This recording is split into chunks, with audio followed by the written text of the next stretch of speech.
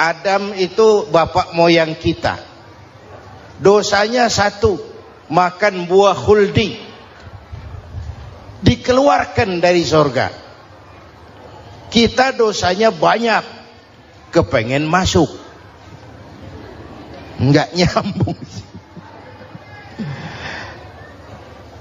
Hai Adam, dari tidak ada kamu saya adakan. Saya perintahkan tinggal di surga. Merasa sepi sendirian, saya ciptakan Siti Hawa supaya kamu tenang. Kamu boleh nikmati semuanya. Ini boleh, itu boleh, ini boleh, itu boleh. Makan, makanlah yang kau mau. Minum, minumlah yang kau suka. Pakai, pakailah yang kau senang. Satu yang saya minta, jangan dekati pohon khuldi. Itu kau tidak sanggup, keluar. Diusir dari surga. Sujud Nabi Adam. Kata riwayat 40 tahun sujud. Membaca Rabbana zalamna anfusana wa illam taghfir lana wa tarhamna lanakunanna minal. Itu namanya istighfarnya Nabi Adam. Istighfar itu kan mengucapkan astagfirullah, basmalah, membaca bismillah. Jangan kayak teman saya disuruh banyak-banyak baca istighfar, benar-benar dia baca istighfar, istighfar, istighfar. Bukan itu maksudnya. Nah, maka salah satu amalan yang sangat dianjurkan di bulan Muharram ini memperbanyak istighfar. Tidak ada orangnya yang tidak. Ayo jujur, ini yang kumpul di sini semua, ada nggak yang nggak punya dosa? Yang merasa nggak punya dosa, ayo ke depan. Ada? Tidak ada. Setiap kita, entah kecil entah besar, sengaja terlupa, pasti mempunyai yang namanya khilaf dan salah. Dan Allah Tuhan kita bukan Tuhan pendendam. Allah Tuhan kita Tuhan yang ramah dan rahmah. Manusia, dosamu banyak, tapi ampunanku lebih banyak. Salahmu besar, rahmatku jauh lebih besar. Kau sujud di hadapanku, aku bangga melihatnya. Kau menangis di hadapanku, aku senyum melihatmu. Kau berjalan menujuku, aku berlari menyambutmu. Karena itu amalan yang sangat dianjurkan di bulan Muharram ini memperbanyak istighfar. Itu kalau istighfarnya Nabi Adam. Ada istighfarnya Nabi Yunus. Ibu kenal Nabi Yunus? Di mana kenalannya? So tahu. Nabi Yunus itu ketika berdakwah kepada kaumnya yang bandel, memberikan peringatan, kalau kalian tidak mau beriman akan turun azab. Kapan Yunus? Akan. Kenapa mesti akan? Sekarang aja kalau mau, saya tungguin. Kurang ajar betul ini umat. Akhirnya Nabi Nuh menghindar dengan perhitungan, kalau azab tidak turun saya sudah jauh. Meragukan janji Tuhan. Lalu naik kapal, dinaiki oleh Yunus, kapal mogok. Dicari siapa biang keroknya ini. Diundi, ternyata Yunus. Sampai 3 kali diundi. Dibuanglah Yunus ke dasar laut. Ditelan oleh ikan nun atas perintah Allah. Telan itu Yunus. Jangan pakai dikunyah, rusak urusan. Telan saja, simpan di perutmu. Dibawa oleh ikan nun ke dasar lautan. Itu yang oleh Quran dikatakan bertemulah 3 macam kegelapan. Zulumatun salas. Gelapnya tengah malam, gelapnya di dasar laut, gelapnya di dalam perut ikan. Itu namanya peteng. Mbahnya gelap. Di perut ikan itulah Nabi Nuh sadar akan kesalahannya, meragukan janji Allah, meragukan janji Allah. Ia sujud di dalam perut ikan itu, membaca la ilaha illa anta subhanaka inni kuntu. Itu istighfarnya Nabi Yunus. Dibacakan istighfar begitu, ikan sakit perut pak. Di dasar laut kemana mau cari apotik? Dia naik ke permukaan, memuntahkan isi perutnya. Nabi Yunus keluar dengan selamat. Itu pun terjadi pada hari ke-10 bulan Muharram. Istighfar intinya itu. Itu amalan utama bulan Muharram, memperbanyak istighfar.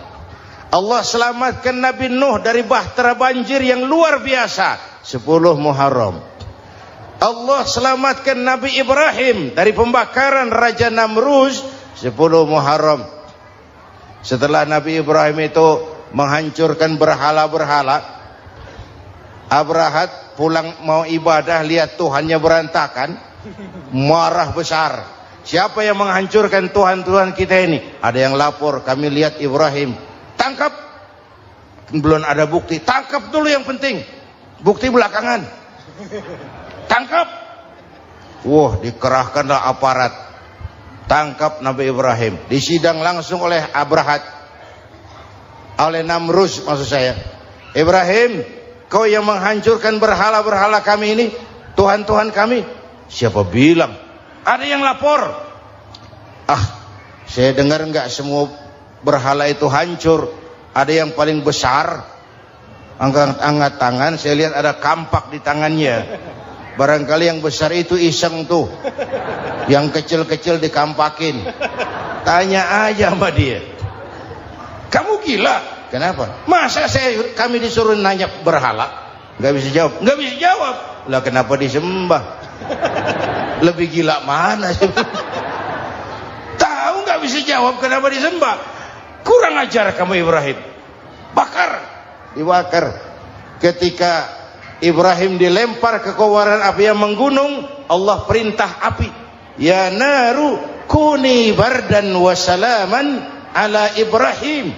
Hai api, dinginlah sampean. Api Madura waktu itu, Pak.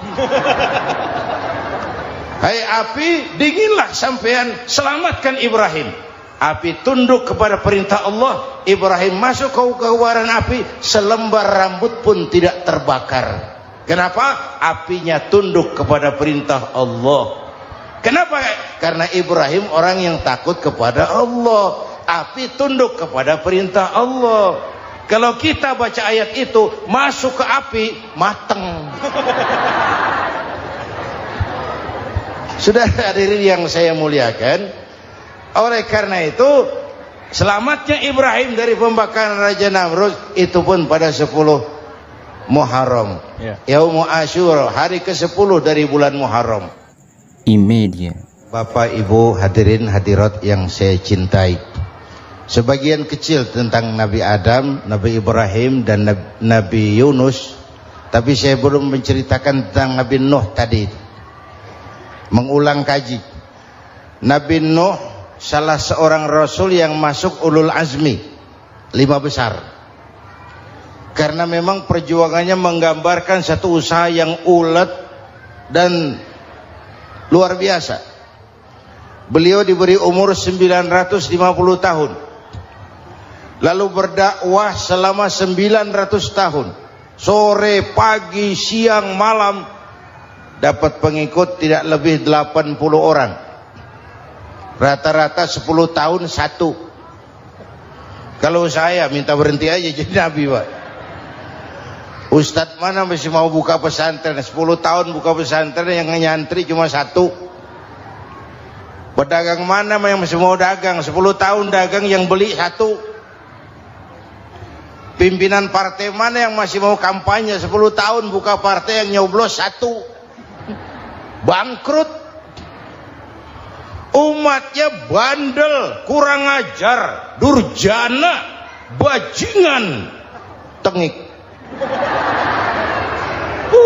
Umatnya Nabi Nuh ini kalau diceramahi, telinganya ditutup dengan tangannya. Nabi Nuh akhirnya rekes, Tuhan, siang malam saya berdakwah kepada umat ini. Tiap kali saya sampaikan dakwahmu, mereka tutup telinganya dengan tangannya. Alergi dengar ceramah. Apa itu ceramah?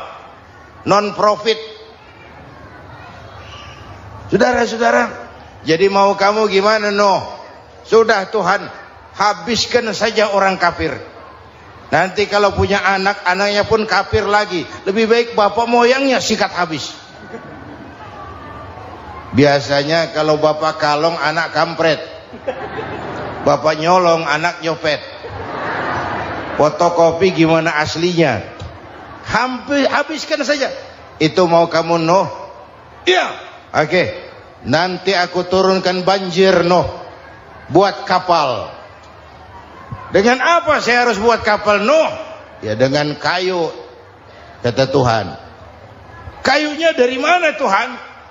Ya dari pohon Nuh.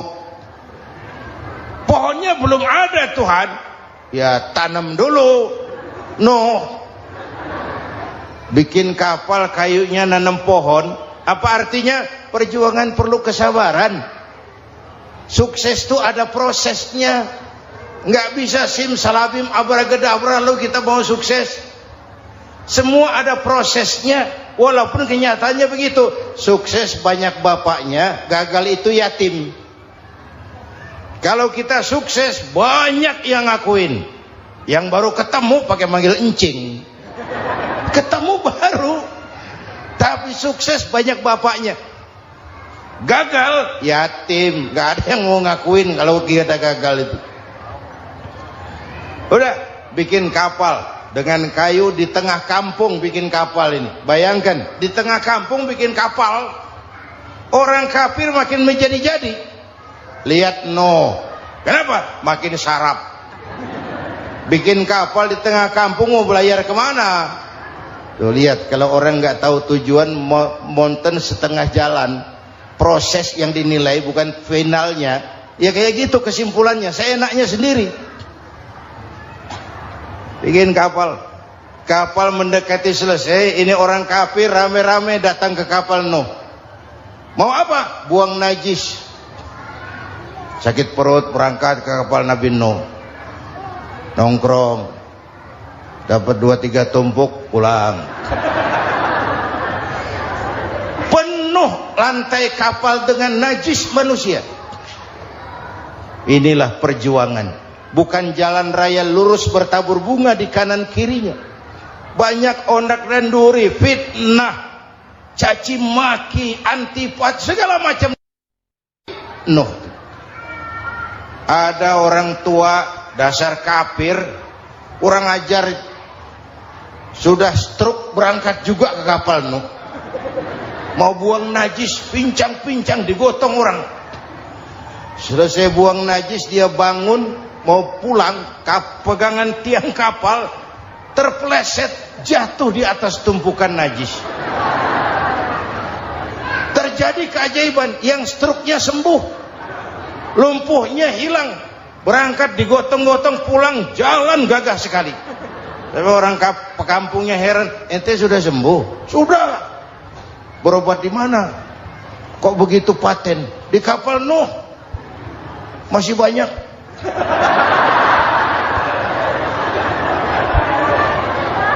Yang berasa perlu obat bawa rantang.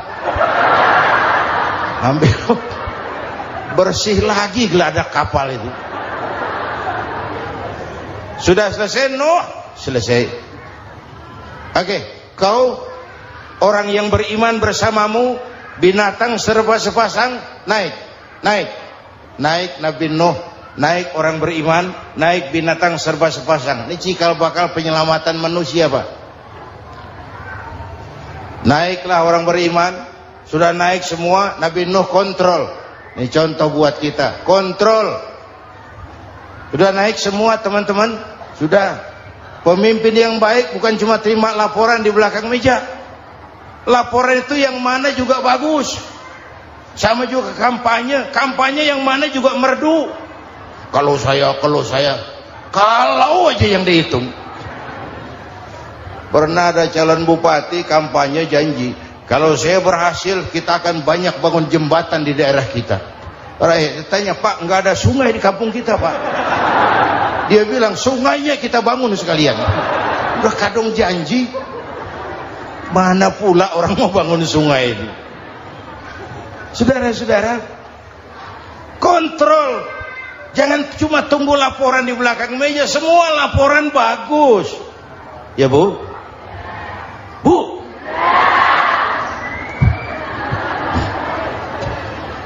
Nabi Nuh kontrol. Sudah naik semua? Sudah Nuh. Pulan bin Pulan naik Nuh. Paimin bintu Kijo. Naik, kami lihat naik. Ada orang Jawa juga Kiai? Ada. Sudah kontrol, Kan'an anak saya ikut nggak naik kapal? Kami tidak lihat itu no. Kan'an. Ini potret. Bapaknya aktif ke masjid, ibunya rajin ke majelis taklim, anaknya keleleran kemana-mana. Bukan di sini, di Prancis. Udah di sini insya Allah sama.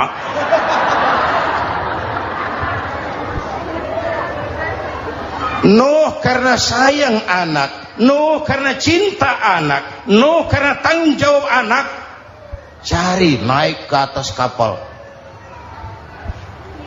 Lihat Kan'an, anak saya, nggak lihat Nuh. Turun ke ruang bawah, periksa lagi. Mang, ayah Kan'an di dia.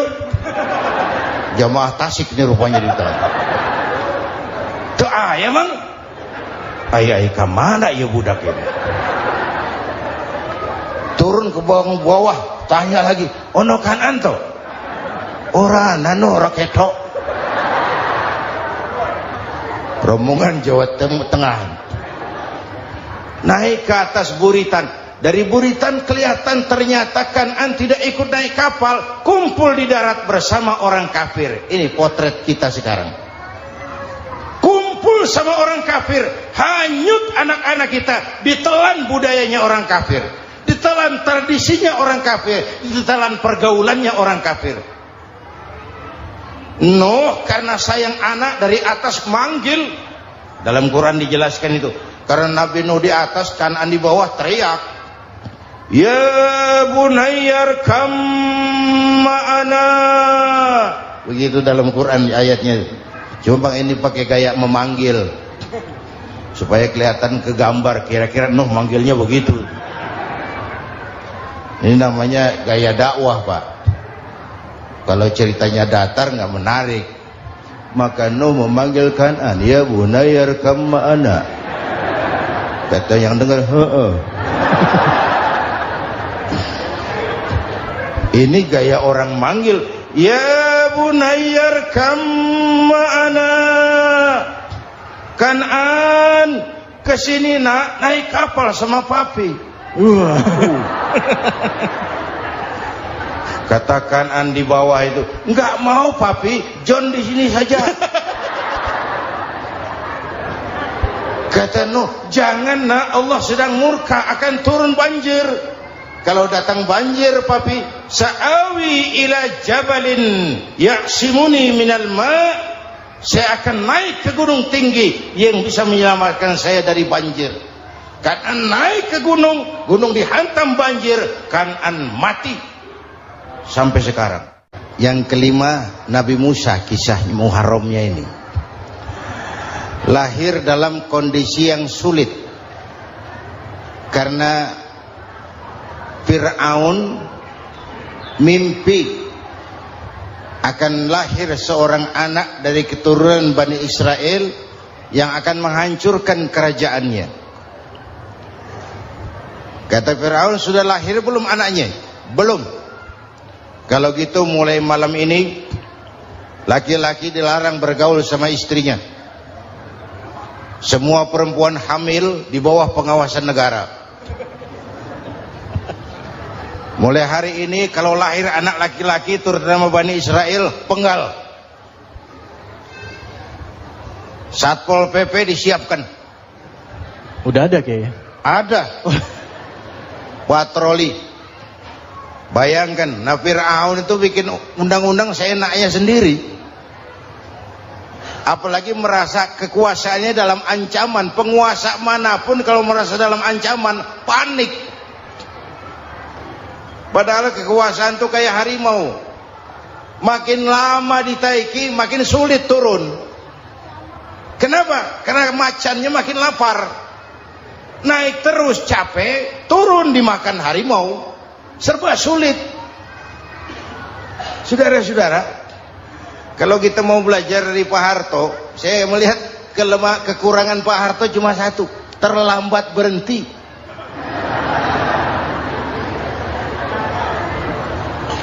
terlambat berhenti. Di sekelilinginya banyak tukang-tukang jilat, tukang-tukang semir. Pak, kalau tidak ada bapak kami bagaimana, Pak? Saudara hadirin yang saya hormati, maka sering saya ingatkan, temanmu yang sejati adalah teman yang membuat kamu jadi benar, bukan teman yang selalu membenarkan kamu.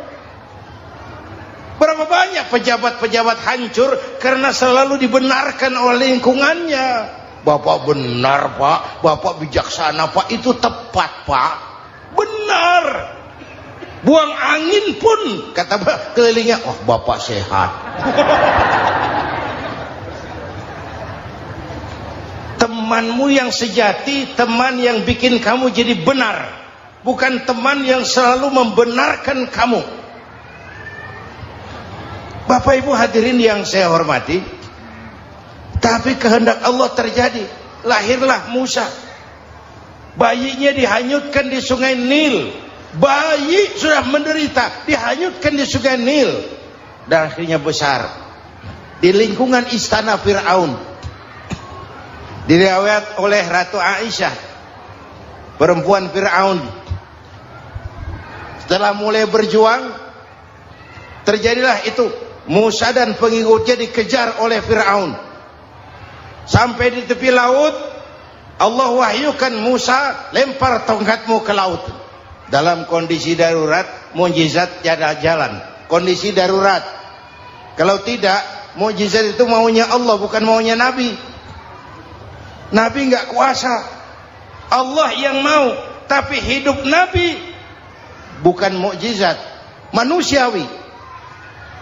Tidak mentang-mentang ada mukjizat tongkat, tiap sulit main tongkat. Nggak usah berjuang kalau begitu. Itu darurat menyelamatkan umat. Tongkat dilempar ke laut, laut terbelah. Laut terbelah. Itu secara visualnya bisa kita lihat dalam film The Ten Commandments. Udah nonton belum? Urusan nonton kalah sama Ustadz bagaimana sih? Ten Commandments, 10 firman Tuhan. Tekniknya bagus loh. Bagaimana laut terbelah. Musa lewat, Fir'aun mengejar. Musa sampai di ujung sana, Fir'aun masih di sama tengah perjalanan. Laut nutup kembali. Laut menutup kembali, Fir'aun tenggelam. Cengap-cengap di lautan. Begitu nafas sampai di tenggorokan, Fir'aun sambil cengap-cengap itu, amantu bi Rabbi Musa wa Harun. Duh, kalau begini mah saya juga percaya sama Tuhannya Musa. Malaikat maut jengkel, goblok loh. Terlambat sekarang. Ditenggelamin terus. Modar. Musa selamat. Fir'aun mati. Jenazahnya, jasadnya terdampar di pinggir laut. Beberapa waktu kemudian ditemukan orang, dimumi, dibalsem, diawetkan. Itu sesuai janji Quran. Wa kadzalika nunajjika bi badanika litakuna liman khalfaka ayah. Kami selamatkan badan kamu agar jadi pelajaran bagi orang-orang sesudah kamu nanti. Janji Quran tepat. Janji itu 14 abad yang lalu. Jasad Fir'aun ditemukan, dimumi, diawetkan, dibalsem di bawah nama Farao Ramses II. Sekarang tersimpan di Museum Negara di Mesir. Kapan-kapan nanti ibu main ke Mesir, mampir. Naik ojek paling berapa itu? Oh, orangnya tinggi, hidungnya mancung, pokoknya pantaslah jadi Fir'aun. Selamatnya Musa di kejaran Fir'aun di ujung sana itu terjadi pada hari ke-10 bulan Muharram, yang oleh orang Nasrani diperingati dengan hari raya Paskah. Mereka melaksanakan puasa, mensyukuri nikmat keselamatan dari kejaran Fir'aun. Makanya kalau kita ikut puasa di bulan Muharram, bukan mengikuti syariatnya Nasrani, salah. Karena Nabi mengajarkan, itu sumbernya. Bukan ikutan sama ibadahnya Israel. Tapi memang agama ini kan merupakan mata rantai. Datang Rasul baru melengkapi Rasul sebelumnya, datang Rasul baru melengkapi Rasul sebelumnya. Mata rantai yang berkaitan. Setelah Muhammad selesai, selesailah tugas Nabi dan Rasul. Selesailah misi Nabi dan Rasul. Tidak ada Nabi lagi sesudah Nabi Muhammad. Itu harga mati, titik. Gak ada kompromi. Siapapun sekarang ini nggak datang ngaku jadi Nabi, wajib tidak percaya.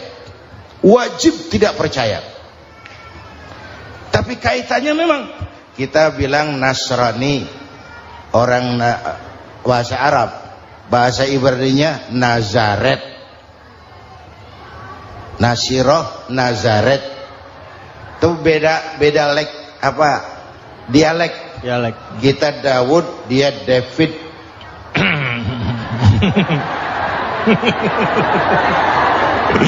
Ibrani. Kita Ali, dia Alek. Kita Sulaiman, dia Solomon.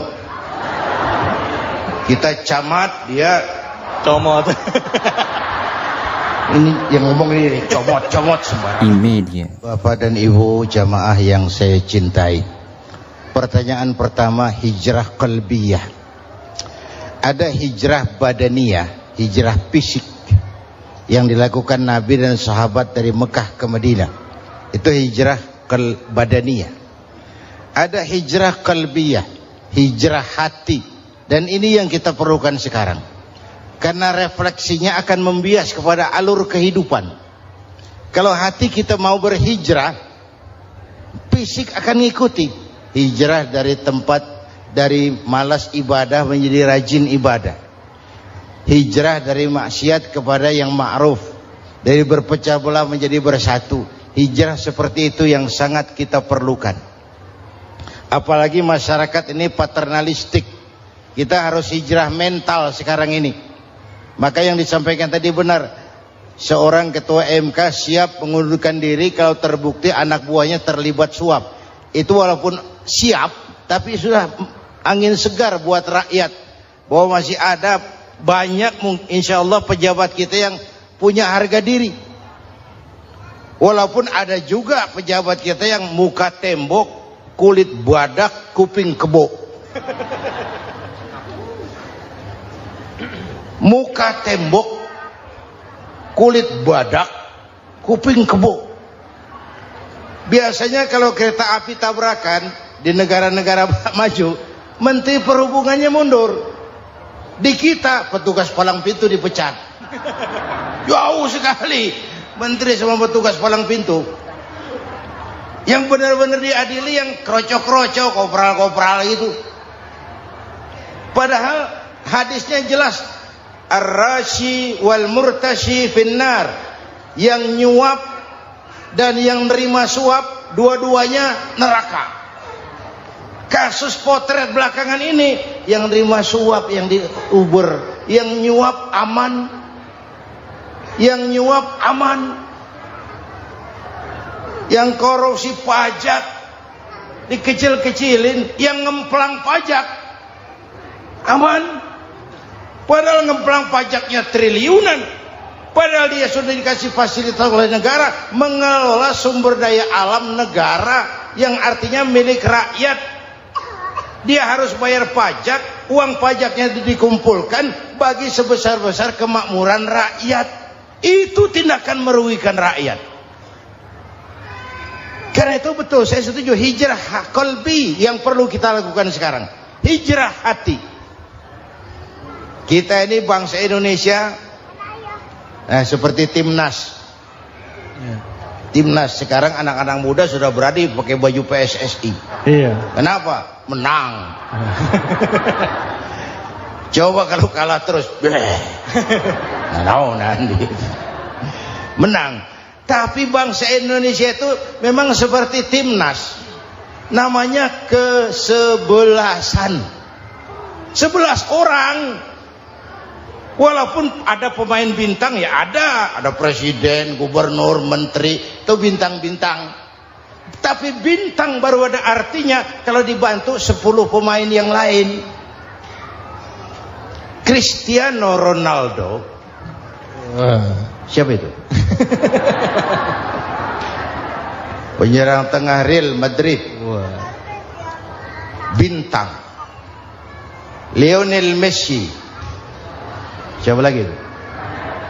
Barcelona. Bercelana.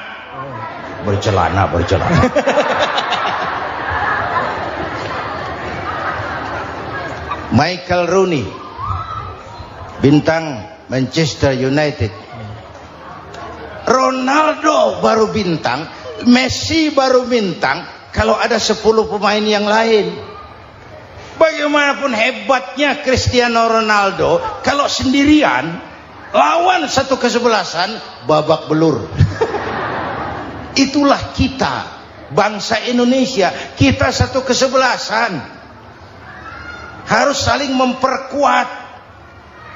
Ada bangsa kita ini yang jadi jaksa, ada yang jadi hakim, ada yang jadi polisi. Itu posisi penyerang tengah, kiri luar, kanan dalam, back, striker, kiper, posisi. Tapi sadar, kita satu kesebelasan, Bung. Jangan bikin gol ke gawang sendiri. Kalau punya bola bagus, operan dong sama temannya. Yang bisa menciptakan gol, operan. Ada yang jadi pengusaha besar, bagus boleh. Punya untung besar, operan. Kasih masjid, kasih pesantren, operan. Ini kesebelasan kita kalau punya bola, pelitnya setengah mati, Pak. Nggak mau ngoper. Bawa sendiri, mending bikin gol. Enggak. Kita ini satu kesebelasan. Satu sama lain harus saling memperkuat. Bahwa ada penyerang tengah, itu si posisi. Tapi kalau memang peluang memungkinkan, ayo dong operan. Saya iri sama kesebelasan Nasrani di Indonesia. Mereka kalau punya bola, operannya cakep. Gereja cepat selesai, rumah sakit Kristen cepat selesai. Kenapa? Operannya bagus. Kita ini kalau punya bola bawa sendiri, nggak mau ngoper. Maka masjid nggak selesai-selesai, madrasah banyak yang bocor, rumah sakit Islam kalah bersaing. Kenapa? Operannya berat. Ayo menyadari, kita ini timnas, satu kesebelasan. Jangan menjegal kawan seiring, kawan sendiri dijegal. Sudah musuh terlalu kuat, gawang sendiri dijebol. Akhirnya terbalik kita ini. Ujian terberat telah diberikan Allah kepada para anbiya, kemudian para aulia, kemudian para ulama. Summal amsal fal amsal, ke bawah dan ke bawah. Diuji setiap orang menurut kekuatannya berpegang kepada agama. Kalau karena anak Melayu bilang, kalau takut dengan ombak, jangan berumah di tepi pantai. Kalau takut diterjang ombak, jangan berumah di tepi pantai. Kata ibu tadi, mau jadi pohon tinggi harus berani ketiup angin. Makin tinggi pohonnya, makin keras anginnya. Takut angin, jangan jadi pohon tinggi, jadilah rumput. Nggak ditiup angin, tapi diinjak kebo. Apa yang nggak ada resikonya? Apa yang nggak ada resikonya? Semua nabi ada yang dihantam kekuasaan yang arogansi. Ibrahim berhadapan dengan Namrud. Musa berhadapan dengan Fir'aun. Ada yang diuji dengan berhadapan umat yang sangat kurang ajar. Ada yang diuji dengan gosip yang dahsyat. Nabi Yusuf digosipi sama Zulaikha itu. Nabi Yusuf